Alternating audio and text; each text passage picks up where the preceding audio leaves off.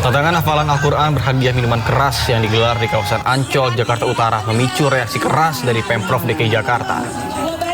Gubernur Jakarta Pramono Anung menegaskan tidak akan memberikan toleransi kepada siapapun yang bermain-main dengan isu agama terlebih di wilayah fasilitas milik Pemprov DKI Jakarta.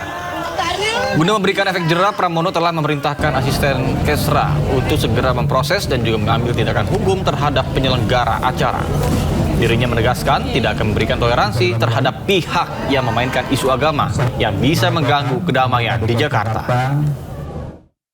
Saya kemarin sudah membuat statement yang menurut saya sebagian teman-teman sudah mengetahui itu. Tetapi yang paling penting adalah satu, ini nggak boleh terjadi lagi. Siapapun yang mengadakan acara, apalagi di tempat yang difasilitasi oleh atau tempat pemerintah DKI Jakarta, misalnya Ancol. Walaupun saya tahu pasti Ancol nggak tahu sama sekali dengan peristiwa ini, tetapi apapun kan ini terjadi di Ancol. Sehingga dengan demikian tadi saya sudah langsung kemarin kepada Pak Asisten Kesejahteraan Rakyat untuk ini diproses, diambil tindakan hukum. Kita nggak ada kata maaf untuk orang yang Jakarta yang sudah tenang, sejuk, aman, nyaman, orang bermain-main dengan agama yang menurut saya sangat sensitif sekali. Demikian, terima kasih. Wassalamualaikum. Kita beralih ke informasi lain. Pemirsa, ekshumasi makam Sutrimo, orang dekat ex Jampitsus Febri Adriansyah, akhirnya digelar pada Rabu pagi. Ya, sebanyak 180 personel Polresta Banyumas diterjunkan untuk mengamankan ekshumasi, menjadi proses penting untuk mengetahui penyebab kematian dari Sutrimo.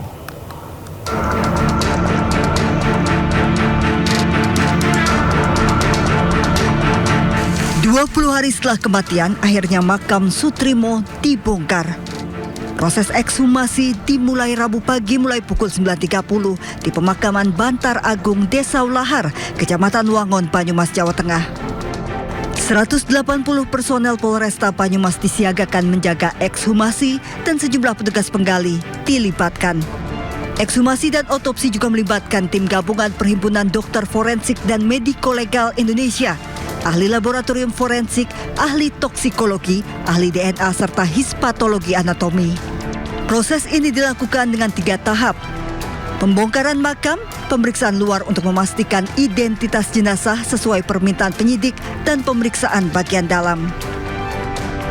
Jadi pada saat ini kami sampaikan keluarga almarhum sudah memberikan izin, memberikan restu secara resmi untuk dilakukan ekshumasi pemeriksaan jenazah untuk mengetahui riwayat medis maupun apa yang akan kita harapkan di dalam penemuan ini oleh tim gabungan dokter forensik.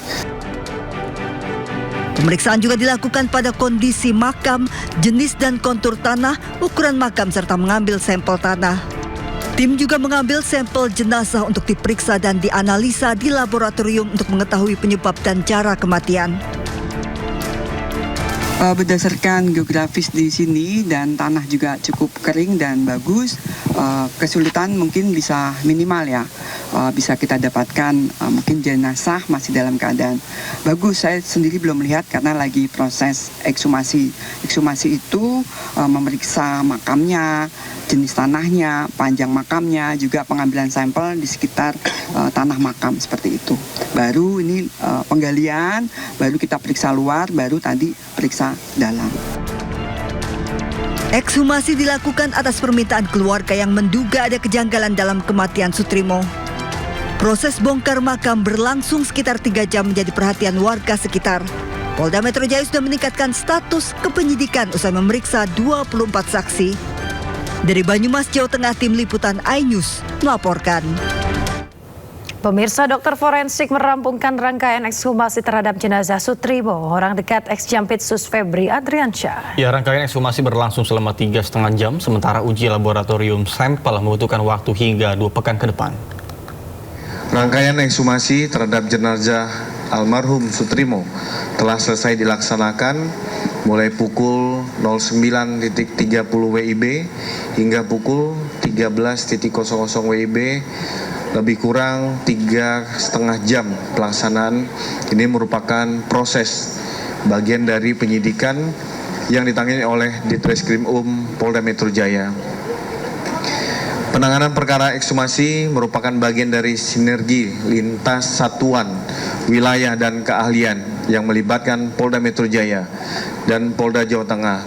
Ekshumasi dilaksanakan bagian dari scientific crime investigation melalui pendekatan multidisipliner berbasis bukti ilmiah untuk memperoleh keterangan medis dan bukti forensik yang dapat membantu membuat terang penyebab meninggalnya almarhum Sutrimo.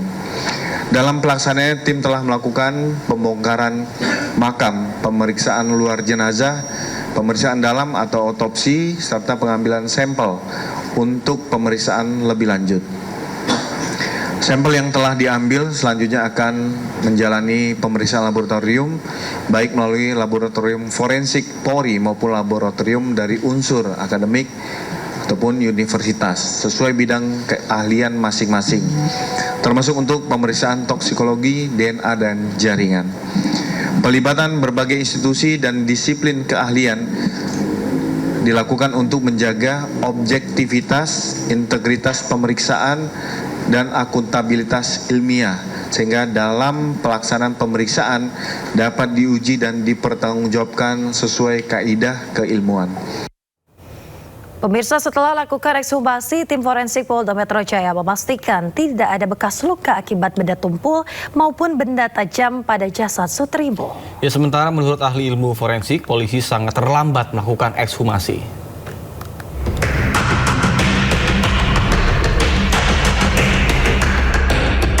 Setelah 20 hari dimakamkan, penyidik Polda Metro Jaya akhirnya membongkar makam Sutrimo.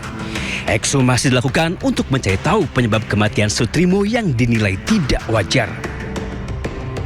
Guru Besar Ilmu Forensik Profesor Dr. Herkutanto menilai ekshumasi yang dilakukan sangat terlambat. Pasalnya, setelah 20 hari dimakamkan, jaringan pada jasad korban telah mengalami kerusakan. Herkutanto menilai kecil kemungkinan polisi akan menemukan penyebab kematian Sutrimo. Dengan sudah 20 hari dimakamkan, tantangannya akan semakin besar. Jaringan-jaringan lunak itu biasanya akan sudah rusak dan hancur. Kalau jaringan-jaringan yang keras itu masih bisa.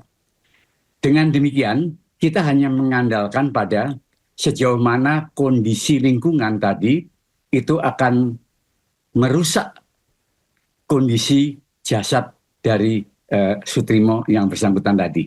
Jadi makin lama peluangnya semakin kecil.